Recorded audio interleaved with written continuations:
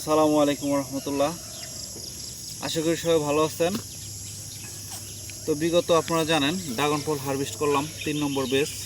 তো ফলগুলো বিক্রি করার পরে তেমন একটা সময় হইতেছে না, এবং আমার এই কলা বাগানে প্রচুর আগাছা হয়েছে এবং বড় জঙ্গল যেগুলো ছিল এগুলোকে আমরা উঠে ফেলাই দিছি। যেগুলো হাত দিয়ে উঠানোর সম্ভব হয়েছে হাত দিয়ে উঠেছি, বাকিগুলো দা দিয়ে কেটে পরিষ্কার করছি। এখন বর্তমানে প্রচণ্ড আগাছা ঘাস দেখতেই পাচ্ছেন।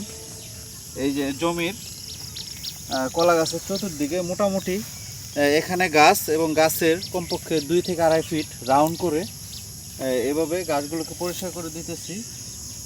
এবং এরপর পরই যখন এই গাছটা মোটামুটি 4 ফিট 3.5 থেকে 4 ফিট উচ্চতা হবে, এবং এরপরে আমরা সমস্ত ঘাসগুলোকে ঘাসের বীজ দিয়ে মেরে এরপরে চেয়েছে সবগুলো গাছকে ফেলে দেব। এবং এরপর পরই পুরা জমিতে কূপ দিয়ে মাটিগুলো ঝুরঝুরে করে এরপর আমরা আবার খাবার দেবো, সার দেবো ইনশাআল্লাহ। এবং আরও কিছু সমস্যা দেখা দিচ্ছে, যেগুলো হচ্ছে আপনাদেরকে আমি দেখাই। একটু আসেন আমি দেখাই।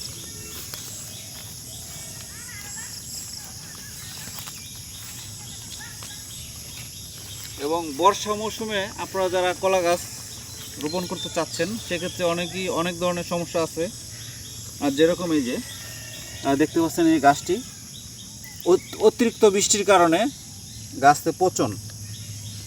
গাছে পচন এবং ছত্রাক সংক্রমণ।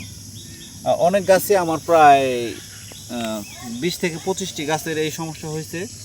তো মোটামুটি এরকমভাবে পচন ধরছে অতিরিক্ত বৃষ্টির কারণে, এবং অনেক গাছের ছত্রাক সংক্রমণ হয়েছে। তো আমি এই পরিষ্কার করার পরে ইনশাল্লাহ এরপরে বিষ দিব, কীটনাশক ব্যবহার করব।